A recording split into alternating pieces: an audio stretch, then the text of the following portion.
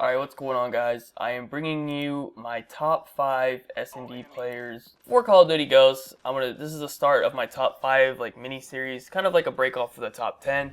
The first thing I just want to say real quick is leave me what category you would like next. The ones I've thought of is top 5 ARs, top 5 OBJ, and top 5 Slayers. If you have any other ones that you'd like to see, leave in the comment section down below, and I'll cover them. But yeah, that's all I want to say as far as that introduction. Also, the gameplay you're watching in the background, it's a really old gameplay. This is a gameplay from 2011. I took it out of my Black Ops 1 file share, and I'm not going to edit it or anything. You guys can see how I used to play back in the day before I started YouTube, before I cared about any of that shit. Literally, all I cared about was my KD, and I just camped hella fucking hard. But this is a 55 kill TDM on Cracked, which is a terrible map, so yeah, just enjoy that gameplay in the background.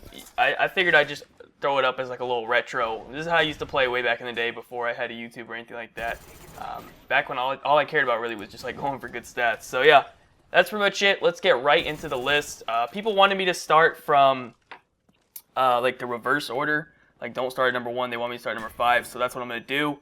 So getting it started at number 5, I got Karma, and couple reasons for this. One, his sniper. Top 5 sniper as far as search and destroy. Maybe top 3 sniper as far as search and destroy is concerned as well. He can play a lot of different roles in search. He usually snipes, and but I mean, I see him pulling out a sub. I see him pulling out an AR. Like, he's someone that can really. He's pretty versatile in search as far as that's concerned. Also, he's someone that, when the game's on the line, he's one of those players that I 100% I want on my team. Like, you trust him to get the clutch in a 1v1 situation. Karma is just one of the players that you want on your team, and you trust him to get that. As far as in this game, like, he hasn't really dropped crazy numbers, but he is in the top 25 for S&D KD as a 1.2 S&D KD. Actually, well, I'd say he's in the top 10, because I don't count anyone with less than probably like 20, 30 maps. If you have like 5 maps played of search, you honestly don't qualify to be counted. So I'm gonna put the list up on the screen. I don't know when, somewhere in this video it'll be on there. I'll put the S&D KD ratio list and the S&D kills per game list. And Karma, he has a 1.2. I'm pretty sure he'll be in the top 10 once you take out all the people who have not played a sufficient amount of maps. Just for like a reference, Aches has played everyone on EG has played 60 maps of search. Nadeshot has played 43. Study's played 55. Ricky's played 40. And then there's people who, like Chino, who has a 1.5, but he's only played 9 maps. So that's just what I mean by that. Anyways, Karma at number 5. Pretty self-explanatory. I don't think I need to say too much about Karma. Number 4, the self-proclaimed best S&D player in the world. We got Killa. I know that Killa, honestly, he's not the best search player in the world. Let's be real. That's the joke behind that's the whole thing.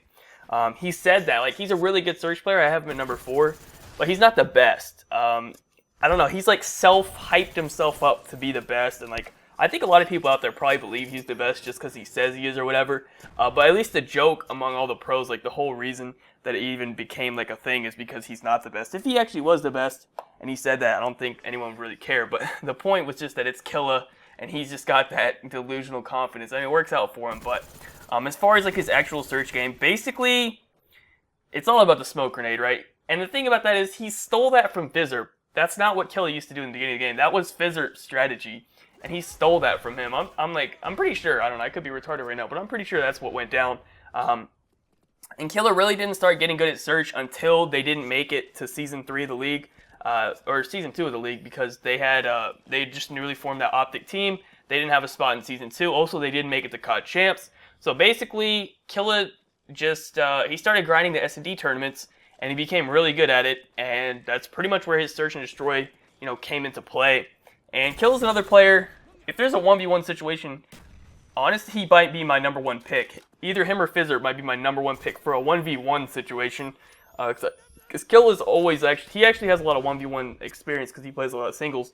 But if it's like a 1v3 or something, I'd pick someone else. But in a 1v1, Killa might be my number one pick. Because a 1v1's a lot different than like a 1v2 or a 1v3. So anyways, that's all I got to say about Killa. He's number 4. Now number 3.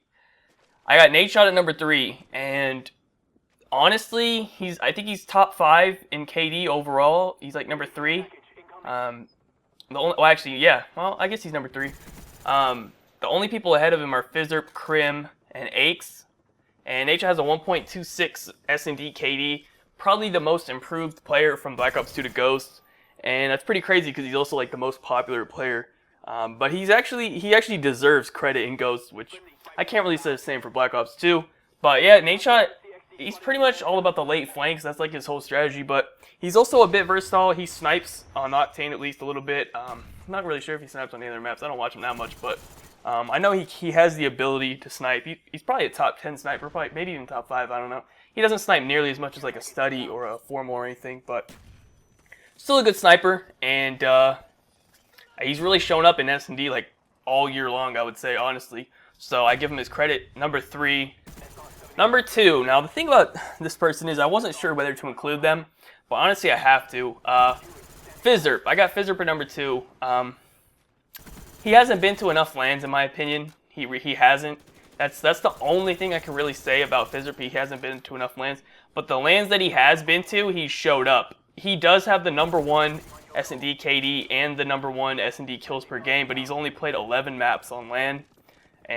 But honestly, I think he'd be consistent enough to hold that ranking even if he'd played like 50 maps. But I don't know, that's just my opinion. Fizzerp's like the weirdest player, honestly.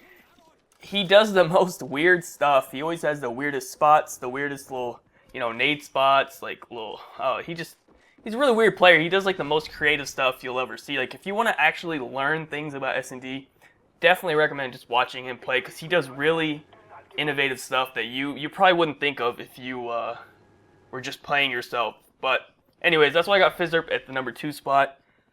Even though he has the significantly less maps than everyone else on this list, I just think I don't think it matters for him. He's not a player that I think needs to prove themselves on LAN that much because he's pretty much been known as an S&D player his entire Call of Duty career. So, anyways, Fizzerp at number 2. Number 1, I'm pretty sure everyone knows who I'm gonna put at number 1.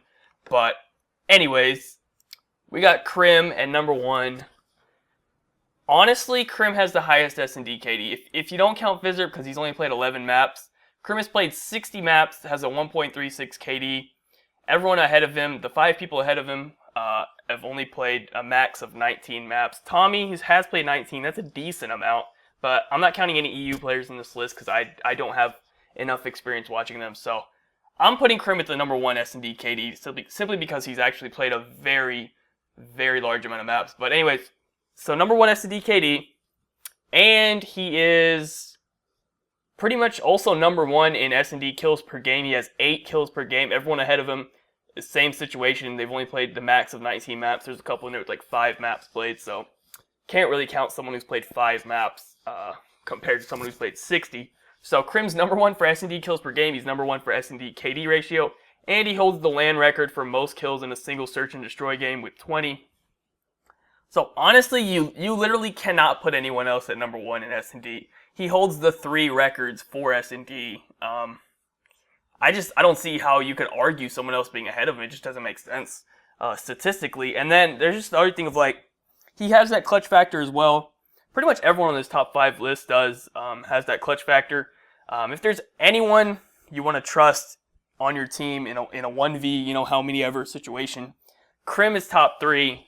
Actually, he's top 2, I would say. Who at least I'd want out there on my team. But that's pretty much all I can really say about him. And the other thing about him is he does not rely on the fucking smoke grenades that Fizzerp and Killa do. Honestly, if Fizzerp and Killa could pull those same type of stats and have that same, like, I don't know, that same recognition, I guess you could say, without using smoke grenades, I'd give him a lot more credit. I personally just don't believe that smoke pushes take the most skill. And that's something that Krim really never does. He actually just makes fun of them for doing that.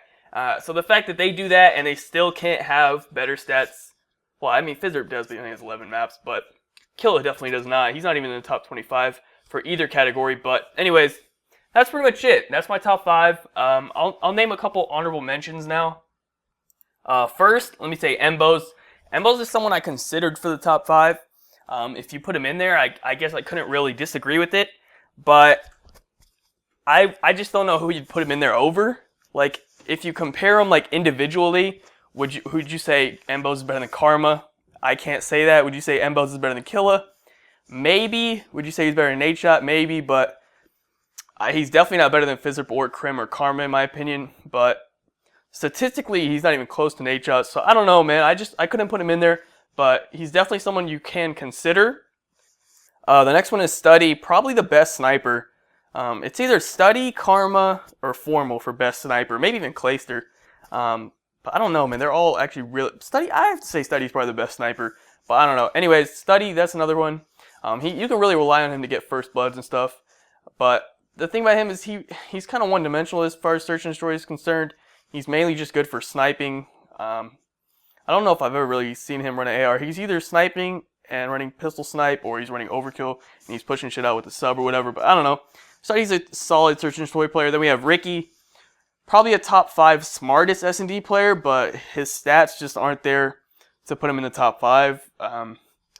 Formal, same thing with his Study, really just a really good sniper. But I've actually seen him going off a lot with the AR recently, so he gets a little versatility there. Top 3 sniper. Crazy that like he came from Halo and he's already like getting mentioned in top 5 and top 10 lists within a year. That's pretty crazy.